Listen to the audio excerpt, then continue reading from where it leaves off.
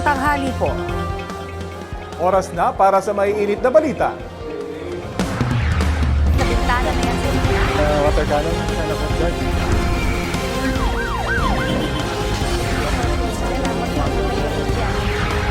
Busog na sa balita. Dito sa Balitang Hali.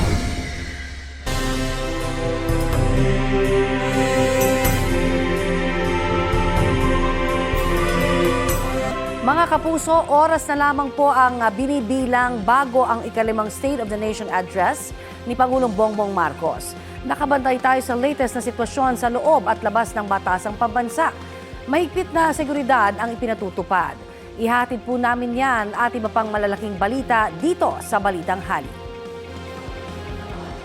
Dito po sa Batasang Pambansa, ramdam ang mas mahigpit na seguridad na ipinatutupad para sa ikalimang State of the Nation Address ni Pangulong Bongbong Marcos. Bagamat hindi inaasahang makakalapit ang mga ralista dito sa harap ng batasan, ay may mga nakapwesto pa rin dito ng mga pulis at mga bumbero. Nakahanay rin dito ang ilang emergency services personnel. Hanggang sa pagpasok dito sa batasan, mahigpit ang pagsala sa mga pumapasok. Pero para mabawasan ang abala sa trapiko sa labas ng batasan complex, ipinasok na sa loob ang vehicle inspection kung saan nakapwesto ang mga canine bomb sniffing dogs. Bagamat wala namang direct threat ayon sa mga otoridad para sa zona ng Pangulo ngayong taon, ang pinaigting na seguridad ay bahagi pa rin ng pagtitiyak na napaghandaan ng mga otoridad ang lahat para sa ligtas na second to the last State of the Nation Address ni Pangulong Bongbong Marcos. Samantala tuwing zona, hindi nawawala ang mga kilos protesta, kabilang sa mga panawagan ngayong taon ng ilang militanteng grupo ang dagdag sahod sa mga manggagawa at pagpapanagot sa mga nagnakaw umano sa pondo ng bayan. May ulat on the spot si Darlene Kai. Darlene? Rafi, maagang nagtipon-tipon ng mga nagkikilos protesta ngayong araw ng ikalimang zona ng Pangulo. Maagang nagtipon po ang mga miyembro ng militanteng grupong bayan o bagong alyansa ng Kabayan National Capital Region Chapter. Git nila, nasa kalsada raw ang totoong zona o State of the Nation, wala sa batasan. Ipinoprotesta nila ang mga pangako ng Marcos administration na hindi naman daw natupad. Wala naman naramdamang pag-unlad ng taong bayan ayon sa chairperson ng bayan NCR na si Rex Margalio. Nananawagan silang taasan pa ang sahod ng mga manggagawa sa 1,200 pesos per day. Huwag din daw ituloy ang tax relief at sa kanila ay makasasama sa mga Pilipino. Dapat din daw panagutin ang lahat ng nagnakaw sa pondo ng bayan. May mga police din na CCTV na nagbabantay sa seguridad dito. Kapansin-pansin na mas marami ang mga pulis sa Sikowa ngayon kumpara sa zona noong nakaraang taon. Sabi ni QCPD-CIO Police Major Jennifer Ganapan, para raw ito masigurong magiging mapayapa ang mga kilos protesta. 4 na lanes ang inokupa ng mga rallyista at nagbabantay na pulis kaya bumigat ang daloy ng trapiko sa bahagi ng Silcoa. Wala ring permit ang mga rallyista sa Silcoa kaya pinaalis din sila ng mga pulis matapos payagan ang ilang minutong programa. Narito ang pahayag ng Bayan NCR Sirapon at ng CCTV-PIO. Kung sa grado po talaga ay bokya talaga, no? Sa kanyang 4 na taong panunungkulan, ngayon 5 taon na sa kanyang zona, ay wala po talagang umunlad sa economy. Gusto naming iparating, no, kay Bongbong Marcos na pakinggan niya yung boses ng taong bayan. No? Sa ngayon po, nananatiling maayos at mapayapa naman po yung sitwasyon dito sa Commonwealth Avenue kung saan nakalatag na po ang security measures ng ating Quezon City Police District simula kaninang madaling araw. Asahang maya-maya lang ay lalo pang dadami yung mga rallyista rito sa Commonwealth Avenue habang palapit na ang oras ng main program nila mula alas 3 ng hapon mamaya. Yan ang latest mula rito sa Quezon City. Balik kayo, Rafi. Maraming salamat, Darlene Kai. 1 hour at 20 minutes ang haba ng State of the Nation Address ni Pangulong Bongbong Marcos batay sa kanyang rehearsal. Sinabi ni Palace Press Officer Mayor Castro sa panayam ng unang balita sa unang hirit. Tatalakayin daw sa zona ang ilang isyong malalapit sa mga Pilipino tulad ng mga isyu sa katiwalian at pagpapababa sa presyo ng mga bilihin. Dagdag ni Castro, nag-iibang prioridad at pagtugon ng Administrasyong Marcos dahil sa mga pangyayaring hindi inaasahan o kontrolado, gaya ng magnitude 7.8 na lindol sa Mindanao at ang giyera sa Middle East. Hinimok din ni Undersecretary Castro si Vice President Sara Duterte na subaybayan ang zona kahit nasa United Kingdom siya ngayon. Ito na ang ikatlong sunod na zona ni Pangulong Marcos Jr. na hindi dadaluhan ng Vice Presidente. Sana tumutok siya para alamin din niya kung paano ba siya makakatulong sa mga issue ng inflation, sa issue ng pagtaas ng fuel price, sa mga bagay-bagay na ang Pangulo lang ang pumapasan ngayon kasi lagi po siyang wala sa bansa. Sa iba pang balita, nagkaroon ng strombolian activity ang Bulkang Mayon. Naitala po yan ng PHIVOLCS mag-aalas 8:30 kagabi. Sa nakalipas na 24 oras, nakapagtala ng 7 volcanic earthquakes at 19 na rockfall events ang bulkan. Nagbuga rin ang Mayon ng halos 3,000 toneladang asupre o sulfur dioxide. Nananatili sa Alert Level 3 ang Bulkang Mayon. Ibig sabihin, bawal pa rin pong pasukin ni numan ang 6-kilometer radius permanent danger zone. Kahit hindi apektado ng bagyong Quiapo, inulan at binaha ang bayan ng Dato Piang, Maguindanao del Sur nito pong weekend. Halos abot dibdib na ang tubig na nagpalubog sa lugar. Umapaw kasi ang Rio Grande de Mindanao at Pulangi River dahil sa maulang panahon dulot po ng habagat na nahatak ng bagyong Quiapo o kaya ng mga local thunderstorm. Bumisita ang mga parasocial worker ng local government para magsagawa ng assessment at profiling sa mga pamilyang naapektuhan ng pagbaha. Tinukoy din po agad ang mga pangangailangan o tulong na maaaring ibigay sa kanila. Ngayong Lunes, posibleng muli ang mga local thunderstorm sa Maguindanao del Sur at ilang pang bahagi ng Mindanao at Visayas. Ayon sa Pag-asa, hanging habagat naman ang posibleng magpaulan pa rin sa Luzon kasama ang Metro Manila. Base sa rainfall forecast ng Metro Weather, may tsansa ng light to moderate rain sa NCR sa mga susunod na oras. Maiging magbaon po ng payong o kapote kung lalabas ng bahay. Uulanin din ang ilan pang panig ng bansa mamayang hapon o gabi. Posible po ang heavy to intense rain sa lugar na maaari pong magdulot ng baha o landslide. Samantala, arestado sa Quezon City ang 2 lalaking nagbanta umano sa isang call center agent na nakasabay nila sa isang bar. Ang dalawa nagpanggap pa raw ng mga pulis. Balitang hatid ni Gabriel Gonzalez. Hindi na nakapalag ang 2 lalaking yan matapos arestuhin ng mga otoridad sa Quezon City nitong Biyernes. Ang 2 sospek na nagpanggap umanong mga pulis.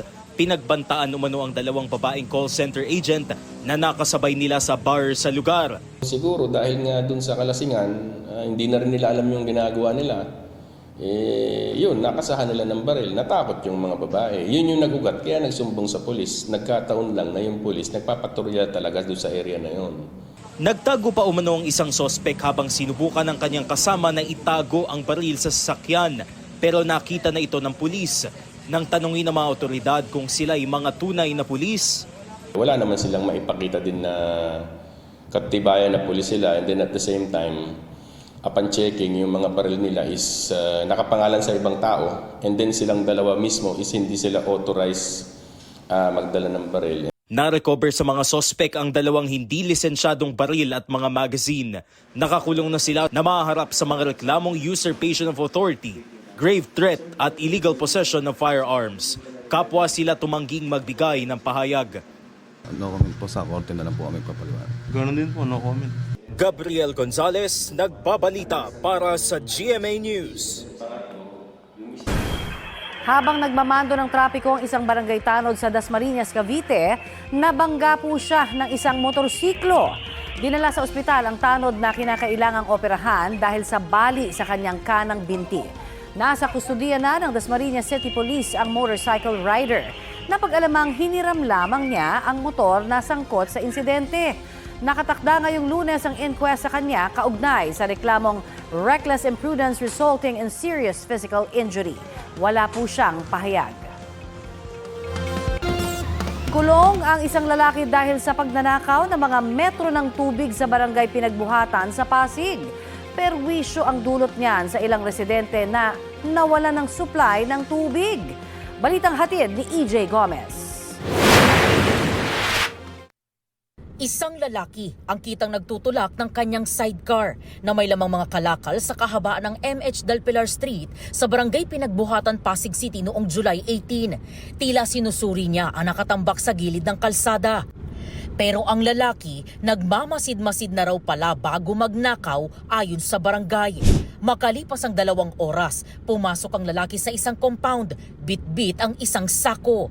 Dumiretso siya sa pwesto ng mga metro ng tubig at isa-isang kinalikot at tinanggal. Nakuha niya ang 2 metro ng tubig na pagmamay-ari ng magkapit-bahay na sina Thelma at Lovely. Nagulat na lang daw sila nang mawalan sila ng tubig. Pagising ko sa umaga, syempre maliligo kami, papasok kami. Nagulat kami, walang tubig. Expected namin, pinatay lang. Kaso pagtingin namin, mga walang metro. Doon na raw sila nag-review ng mga CCTV ng kanilang kapitbahay. Sobrang bilis niyang binaklas yung metro namin. Talagang parang biyasang-biyasa siya. Magpapangatlo pa po siya. Kaso nga lang, nung naluwagan niya yung pangatlo, may dumaan po na tao kaya hindi niya na nakuha. Mahigit 1 linggo na raw silang nagtitiis sa kawalan ng supply ng tubig. Timba-timba po muna kami dahil po dyan sa perwisyong nangyari na pagnanakaw na yan. Nagtsatsaga po muna kami magsalok, 5 piso isang timbak. Ayon sa barangay, humigit kumulang 50 bahay ang ninakawan ng metro ng tubig nitong nakalipas na 3 buwan. Anila, isang grupo ng mga lalaki ang nasa likod ng pagnanakaw. Pag nakikita po namin yung pinaka-lock ng mga nut para mamaklas mo yung metro, tinatanggal nila yon.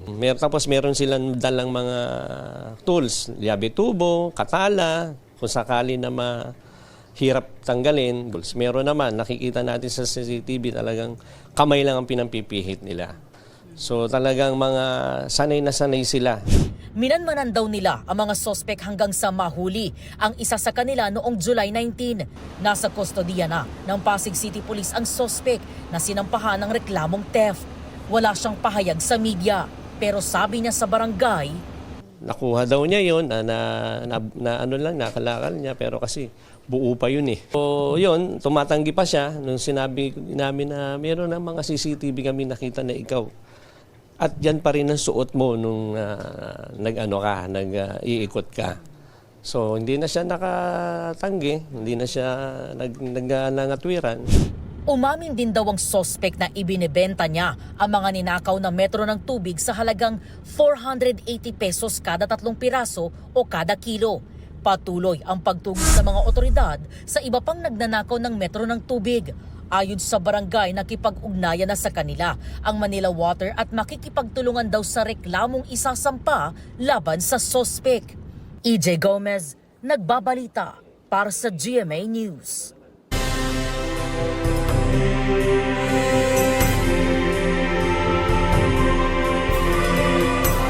Alas 10 ngayong umaga, nagbukas ang sesyon dito sa Kamara para sa second regular session ng 20th Congress.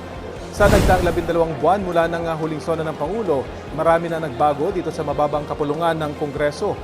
Iba na ang Speaker ng Kamara matapos magbitiw bilang Speaker ang pinsan ng Pangulo na si late 1st District Representative Martin Romualdez. Ang kinatawan naman ng 4th District ng Cavite na si Kiko Barzaga, pinatalsik naman dahil sa disorderly conduct. Habang ang isa sa mga pangunahing inakusahan sa flood control scandal na si Zaldico, nagbitiw rin bilang kongresista. Kaya naman marami nag-aabang dito sa pangalawa sa huling sona ng Pangulo kung muli ito magdudulot ng mga pagbabago dito sa mababang kapulungan ng Kongreso.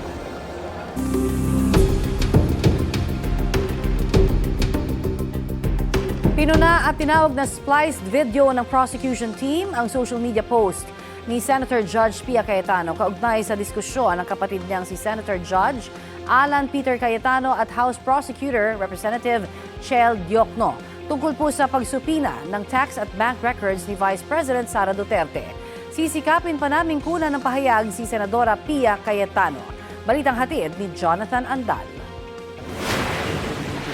dito. So ano makukuha natin? Sa mismong official Facebook page ni Senator Judge Pia Cayetano, ipinost ang video ng diskusyon ng kapatid niyang si Senator Judge Alan Peter Cayetano at House Prosecutor Congressman Shell Jokno sa impeachment trial noong July 20. Tungkol ito sa hiling noon ng prosekusyon na ipasabi na ang bank records ni Vice President Sara Duterte. May text pa sa video na nagbabaka sakali lang at walang mga ebidensya pero nag-aakusa na.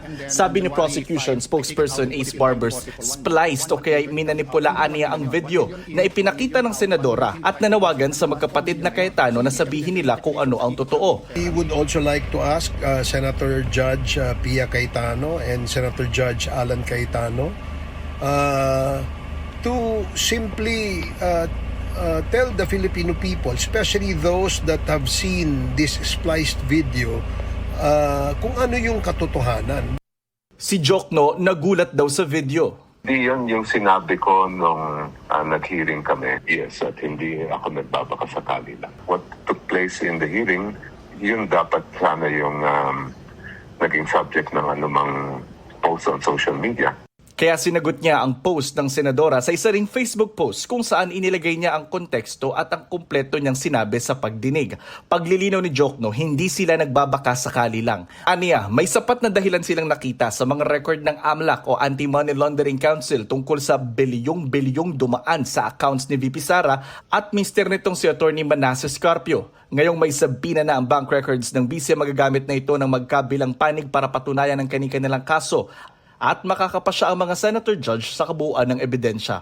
Pinag-aaralan ni Jokno kung may gagawing hakbang tungkol sa ipinost na video ni Senator Judge Pia. Batay sa Rule 18 ng Senate Impeachment Rules, pinagbabawalan ng presiding officer at mga miyembro ng Senado sa pagkukomento sa publiko tungkol sa merito ng gumugulong na impeachment trial. Jonathan Andal, nagbabalita para sa GMA News. Nagpaabot ng pagbati sina Pangulong Bongbong Marcos at Vice President Sara Duterte sa ika-100 at 12 anibersaryo ng Iglesia ni Cristo.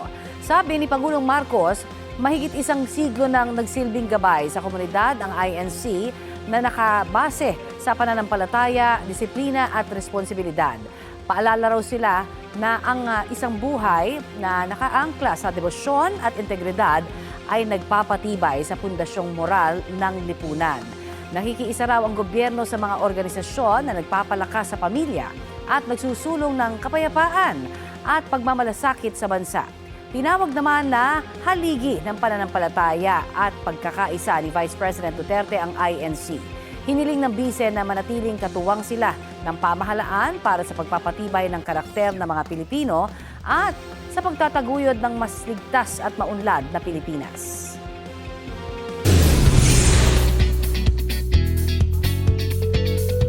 Monday latest, full of kilig at saya ang event na inorganize ng fans para kina ex-PBB housemate Sofia Pablo at Inigo Jose. Mainit na sinalubong ng supporters at shippers ng Sofinio ang dalawa sa fan meet sa Quezon City.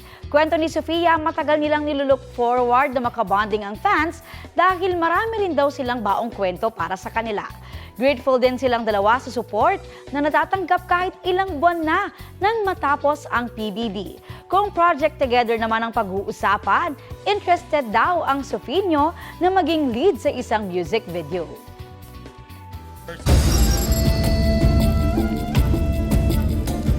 Isang patay sa salpukan ng 2 truck sa barangay Taysan sa Sipocot, Camarines Sur. Ayon sa mga otoridad, patungong Maynila ang dump truck at Panaga City naman ang delivery van nang magbanggaan sa Andaya Highway nitong Biyernes. Patay ang pahinante ng delivery van. Nagpapagaling pa po sa ospital ang mga sugatang driver ng 2 sasakyan. Walang pahayag ang magkabilang panig na nakatakdang magharap sa tanggapan ng pulisya ngayong araw. Kritikal ang isang electrician matapos makuryente sa barangay Talugtog sa Mangaldan, Pangasinan. Ayon sa mga nakakita, aksidenteng nasagi ng 43 na lalaki ang live wire habang nag-aayos ng poste ng ilaw roon. Bumagsak ang biktima na nagtamo ng matinding sugat sa ulo at katawan.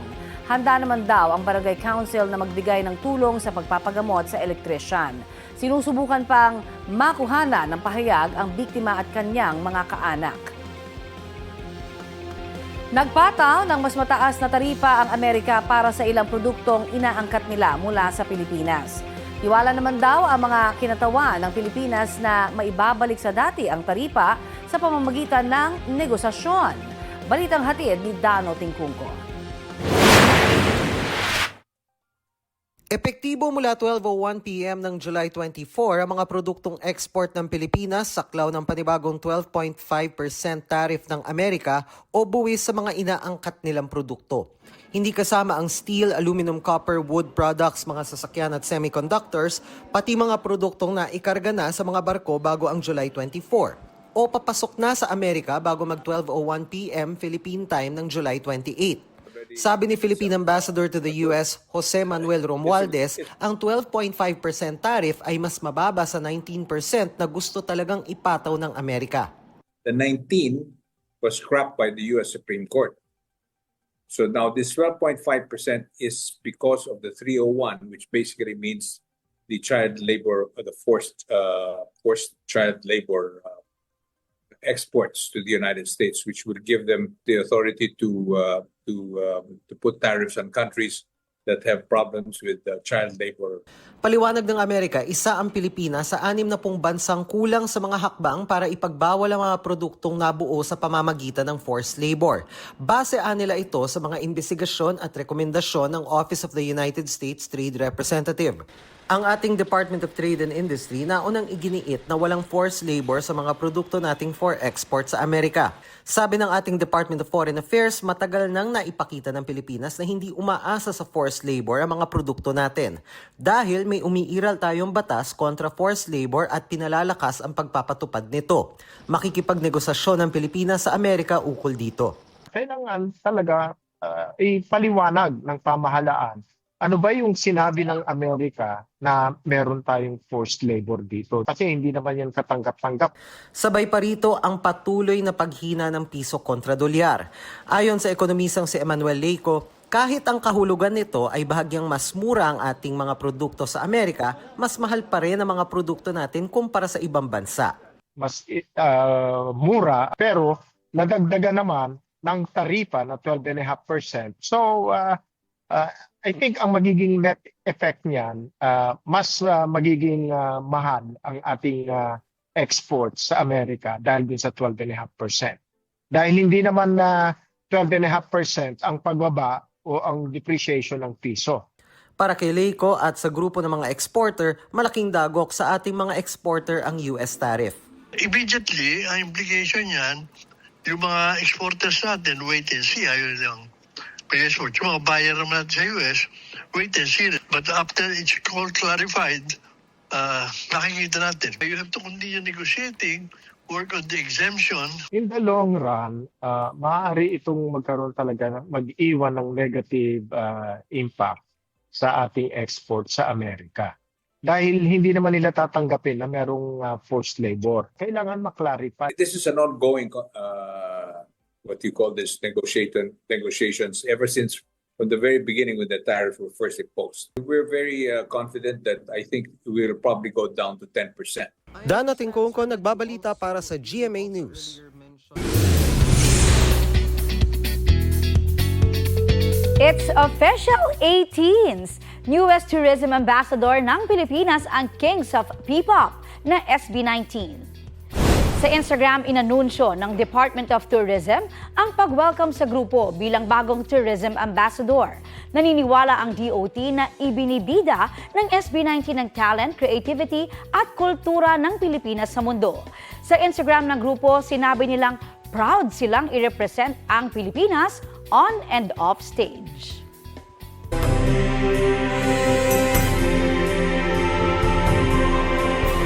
Sa pagbubukas ng second regular session ng 20th Congress dito sa Kamara ngayong umaga, ibinida ni House Speaker Faustino Boji Bidagi III ang mga panukalang naipasa nila noong first regular session. Kabilang dyan ang mahigit 20 NEDAC priority bills. Naipasa rin ang pagpapatibay sa National Nutrition Program at mga reforma sa 4Ps o Pantawid Pamilyang Pilipino Program. Pati na ang ilang panukala para sa education sector. Binanggit din niya ang ilang panukala na ipasa kaugnay sa paglaban sa maling impormasyon sa internet at sa proteksyon ng mga kabataan sa pag-access online. Sa ngayon, prioridad na maipasa ang ilang panukala para mapababa ang presyo ng bigas, amyenda sa Universal Healthcare Act at pagpasa sa Kadena Act para sa mas transparent na paggamit ng pondo ng bayan. Samantala, laman ng bawat State of the Nation address ng Pangulo ang mga plano kung paano susolusyonan ng gobyerno ang problema sa kahirapan. Ngayong ikalimang sona ni Pangulong Bongbong Marcos, ano kaya ang aasahan? Makakapanayin po natin si DSWD Secretary Rex Gatchalian. Magandang umaga po at welcome sa Balitang Hali, sir. Connie, magandang tanghali. Magandang tanghali rin sa lahat ng nanonood at nakikinig sa inyong programa. Thank you for having me. Unang-una sa lahat, pag-usapan po natin, sir, itong Uplift program. Ano ho ba yung kaibahan nito kumpara sa dati ng ayuda na ipinapamahagi po ng pamahalaan? Well, lilinawin ko lang. Una, itong Uplift program, Uplift Assistance, ay temporary na tulong pinansyal para sa mga apektadong, mga naapektuhan nitong pagtaas ng presyo ng presyo ng krudo o ng petrolyo. Okay. Ano to? Targeted at time limited. Ibig sabihin, nakatsuri na sino ang makakatanggap at matatapos to ng December. Kaya ginagawa to para mapigilan natin ang paglubog ng ating mga kababayan papasok sa kahirapan dahil sa hindi natin kontroladong epekto ng pagtaas ng presyo ng petrolyo. Ang layunin nito, maprotektahan ng 7.5 million na kabahayan para masigurado na hindi nga sila bulubog sa kahirapan at yung mga near poor, yung mga kababayan natin na mababa ang kinikita na huwag naman pumasok sa kahirapan. Oho. At magiging parehong recipient din ho ba ng 4-piece yung mabibigyan dito? Connie, magkaiba. Isa-isahin natin. Tatlo yung grupo dito sa Uplift Assistance. Una, yung mga 4-piece at yung mga walang gutom food stamp program makakatanggap ng tig-2,000 pero isang beses lang. Okay. One-time assistance lang yan. Yung pangalawang grupo, yung mas malaki, kasi yung unang grupo, 3.5 million na kabahayan yan. Yung pangalawang grupo na makakatanggap, 2.5 million na kabahayan, ito yung mga mahihirap, pero hindi sila 4-piece kasi wala silang mga anak. Hindi sila nag-qualify sa 4-piece. At kasama na rin dito yung tinatawag na near poor. Ito yung mga kumikita siguro mga 17,000 pesos pababa. Near poor yan. Ibig sabihin, nagbabayad ng buwis yan, pero hindi sila nakakakuha ng kahit na anong assistance before. Ngayon, kasama na sila. And pangatlong pangkat, yung low-wage earners na hinango natin mula sa listahan naman ng SSS. Ito naman yung classification ng SSS, yung mga monthly salary credit na 20,000 at nagko-contribute sa kanila ng kahit na in the past 1 year. So, mga 1.5 million naman yan na kabahayan. Okay. Pero ito ho, reaction lamang. Connie, if I can clarify, Yes, po. yung Group 2 at Group 3, makakatanggap ng 2,000 kada buwan mula July hanggang December. Okay. Pero you mentioned, ano ho ang kaibahan nun sa one-time payment naman? Dun sa first batch ba yon?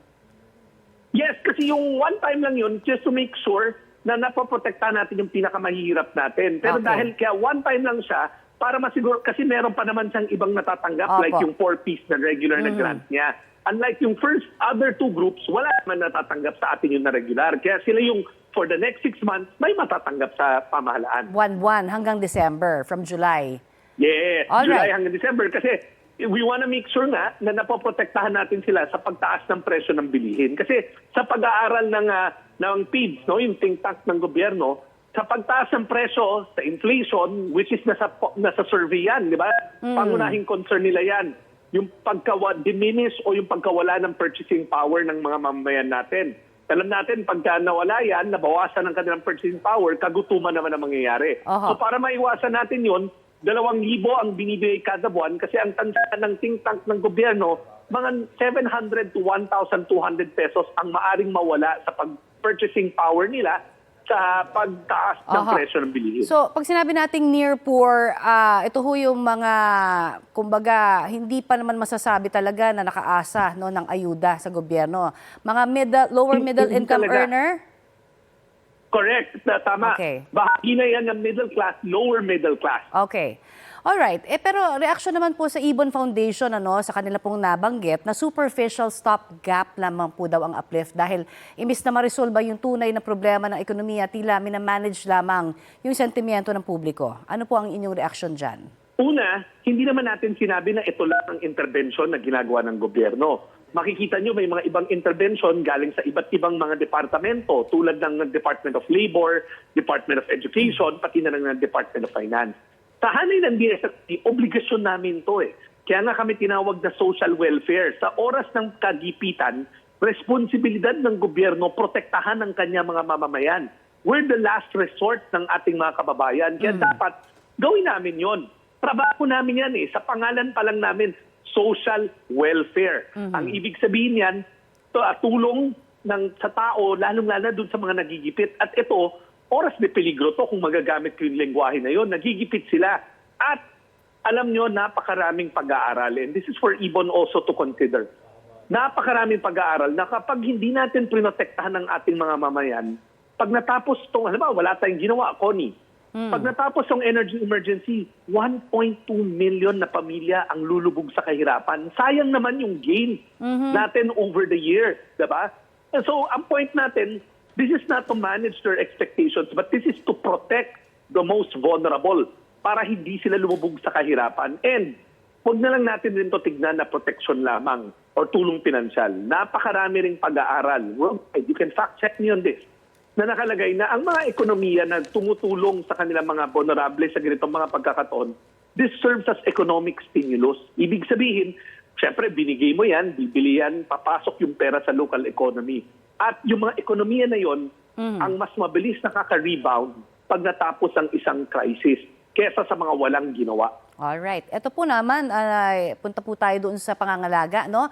At pagprotekta sa mga kabataang nasasangkot naman sa krimen o karahasan, makikikamusta lamang ho kami doon sa efforts na ginagawa po ng pamahalaan para sa kanila. Threefolds. Number one, kung tinutukoy natin directly the community of Tacloban, mula nangyaring insidente hanggang ngayon, we have been doing psychosocial intervention or trauma-informed trauma-informed na interventions.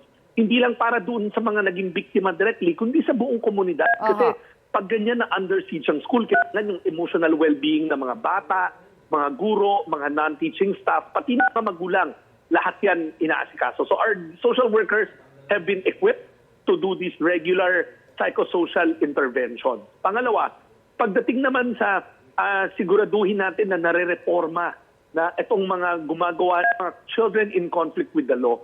Ang ating mga bahay pag-asa at the same time yung Regional Rehabilitation Center for the Youth, tuloy-tuloy ho yan na ina-upgrade natin yung skills ng ating mga social worker at mga child psychologists kasi alam natin nag-iiba yung anyo ng problema. You have to make sure na gumawa sila ng krimen, kailangan maunawaan nila yun at mareforma natin. Importante rin yung aspeto na yun. Okay. Doon po sa gap sa school safety, juvenile accountability at yung implementation po ng rehabilitation programs, ano na ho ang ating tinitignan? May timeline ba tayo o tuloy-tuloy talaga ito? Oo. Tuloy-tuloy yan. Hindi tayo tumitigil dyan. In fact, we're in the process of building 5 more regional bahay pag-asa. Alam niyo yung nangyayari sa loob ng bahay pag-asa at ng mga regional rehabilitation for the Center for the Youth, hindi naman yan tumitigil, Connie. Even before this happened, tuloy-tuloy tayo ng upgrading ng skills ng ating mga social workers para yung tamang intervention ay nakakamit. Pero aminado tayo dahil nga sa batas ang nakalagay na magtatayo ng mga bahay pag-asa, mga local government unit, kulang pa rin ang ating mga bahay pag-asa. Kaya this year, DSWD na ang papasok sa eksena. We will be working on building 5 new regional bahay pag-asa to augment our areas where we can rehabilitate and rehabilitate yung mga batang nasasangkot sa krimen. Kamusta na po ang update natin dun sa mga bahay pag-asa na syempre nasa LGU po yan, hindi ba? Na hindi po up to your standards. Ano ho ba ang inyong ginagawa ngayon? Connie, we don't allow them to operate. Okay. Plain and simple, hindi natin binibigyan. So instead, tayo na ang mag-ooperate. Kahit na sa batas dapat LGU, tayo na ang nagtatayo ngayon ng mga bahay pag-asa. We want to make sure na hindi natin pwede sabihin kasi wala silang kapasidad, wala nang gagawa. So this year, like I mentioned, 5 bahay pag-asa na DSWD operated na ang kinoconstruct.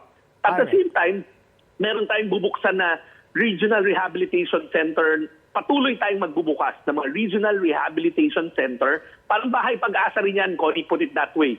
same mandate, magkaiba lang yung age bracket na intervened. So tuloy-tuloy rin tayo sa pagtatayo nun. Pero yung pagtatayo kasi, Connie, is one side of the aspect. Importante yung intervention sa loob. Kaya nga tayo may mga partners tayo like Ateneo School of Psychology, mga child welfare advocates at yung mga known child specialists para matrain yung mahasa, yung mga social worker natin sa ano pa mga dapat nilang gawin. Kasi Connie, like I said, nag-iiba yung mukha ng problema. So we also have to make sure na ang ating mga intervention ay angkop at timely. Ayan po, talagang pagdadasal naming matupad lahat po ng inyong mga programa na yan. Marami pong salamat sa inyo pong oras na ibinahagi sa amin dito sa Balitang Hali, sir. Maraming salamat, magandang hapon.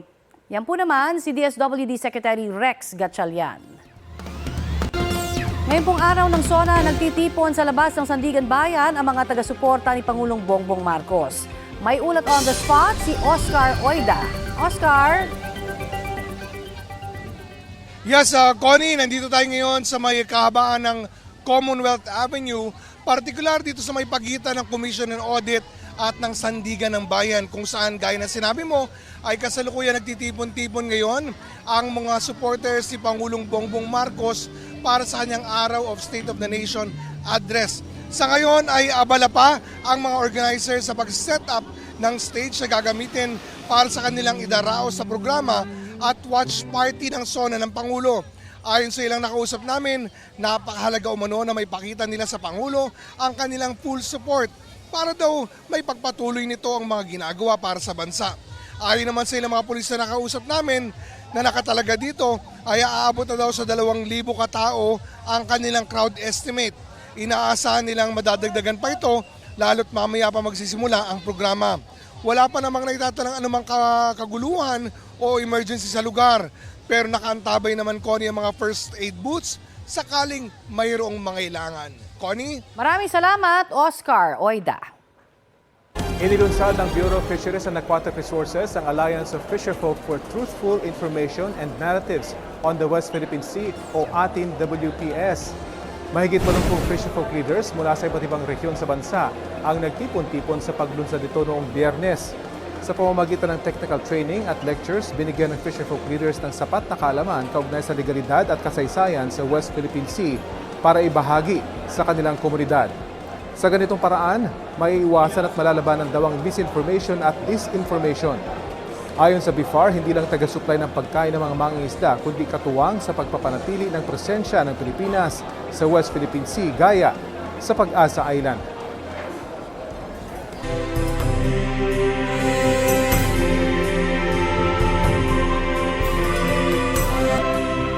Update naman po tayo sa pagbubukas ng ikalawang regular session ng 20th Congress sa Senado.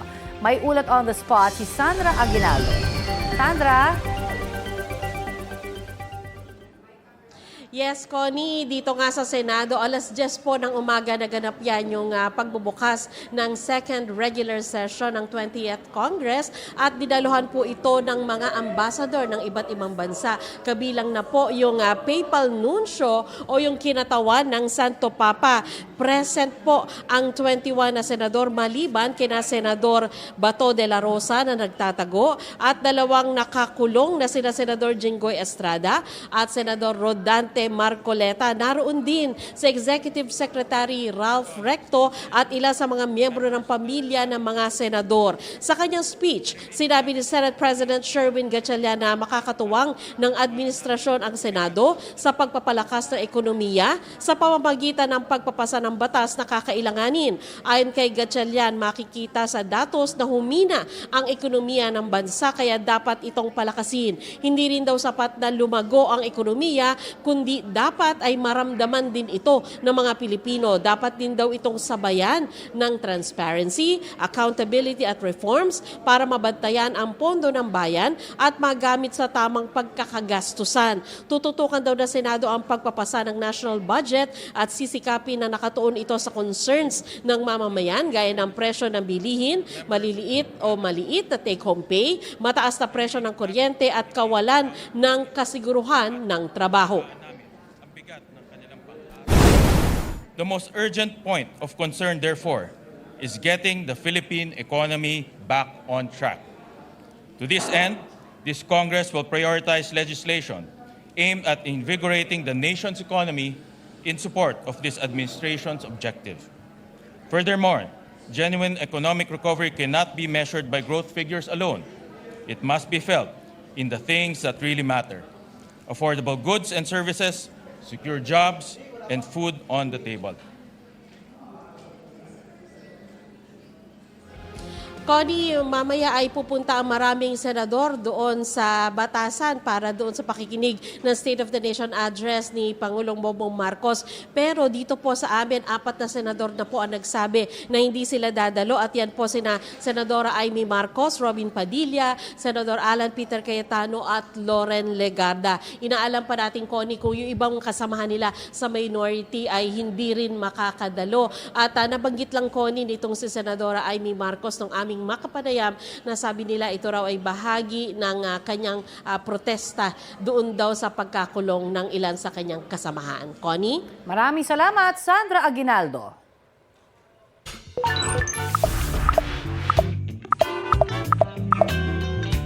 Ngayong SONA ni Pangulong Bongbong Marcos, inaasahang tatalakayin ang kasalukuyang estado ng bansa. Tinanong po namin ang netizens kung ano ang isyong gusto nilang matalakay ng Pangulo sa kanyang SONA. Ang sabi ni Jovel, unahin ang kaligtasan ng tao at health system. Huwag din daw kalimutan ang issue sa flood control. Para naman kay Catherine Quiñones, dapat matalakay ni PBBM ang taas singil sa kuryente at gasolina. Hiling naman ni Shan Earl Gregorio, bumaba ang presyo ng mga bilihin. Ang gusto naman ni Celesky Manilag, na matalakay sa SONA ang taas sahod para sa mga probinsya. At para naman kay Rafael Gonzalez, ayuda para sa middle class. Mga kapuso, makisali po sa aming online talakayan sa iba't ibang issue. At kung may mga nais din po kayong maibalita sa inyong lugar, mag-PM na sa Facebook page ng Balitang Hali o sa YouScoop. Isang pagsabog ang naitala malapit po sa opisina ng Department of Justice dyan sa Ermita, Maynila. Ayon sa DOJ, isang improvised explosive device ang ginamit sa insidente pasado hating gabi kanina. Agad naman itong ni-report sa Philippine National Police Explosive Ordnance Disposal Unit na nagsagawa ng technical examination. Wala pong nasaktan sa pagsabog. Patuloy ang investigasyon. Isa namang kahina-hinalang bagay ang nakuha ng mga otoridad sa Center Island ng Diokno Boulevard sa Pasay kaninang umaga malapit po sa gusali ng Senado. Sa investigasyon ng pulisya, mayroong baterya, ang itim na nakabalot ng packaging tape. Agad itong sinuri ng Explosives and Ordnance Division ng Southern Police District. Isa sa ilalim yon sa mabusising pagsusuri bago maisumite ang pinal na ulat sa PNP. Matapos isara ng mahigit 2 linggo, pinapayagan na pong muling daanan ng light vehicles ang Culyat Bridge dyan sa Quezon City. Binuksan ang magkabilang lane ng tulay simula kaninang alas 6 ng umaga matapos kumpunihin ng Department of Public Works and Highways. Mismong sina DPWH Secretary Vince Dizon at Quezon City Mayor Joy Belmonte ang nag-inspeksyon sa tulay. July 11 nang masunog ang ilang bahay sa ilalim po ng Culyat Bridge. Para matiyak ang kaligtasan ng mga residente at motorista sa lugar, naglagay ng vertical clearance na 2.40 meters sa tulay. Nagpapatupad din ng 20 km/h speed limit doon. Ikinatuwa po yan ng mga residente at motorista na napipilitang maglakad o biyahe ng malayo ng isara ang tulay. Tiniyak naman ng QCLGU na wala ng pamilya na makapagtatayo pa ng bahay sa ilalim ng tulay. Ililipat po sila sa relocation site sa Batasan Hills. Kapag ang proyekto number 1 tama ang pagkagawa, hindi ninanakaw ang pondo. Kapag ang mga proyekto kino-coordinate ng maayos sa ating lokal na pamahalaan, maayos ang magiging resulta. Hindi lang sa flood control, kundi sa lahat.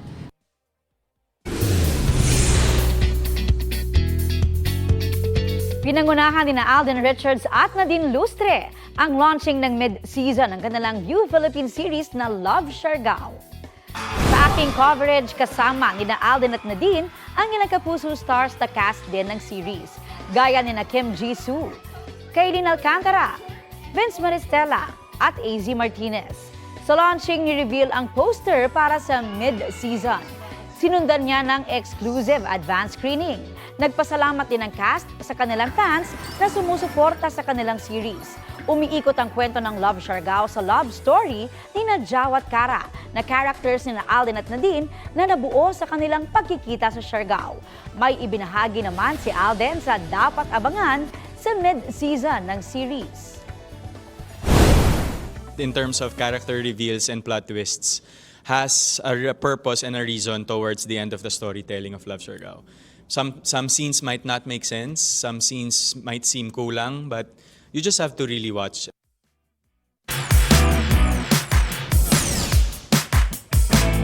Napa-OT ang ilang magkakatrabaho sa Lipa, Batangas. Ala-8 na pa-duty bilang singer sa birthday ng anak ni kumpare.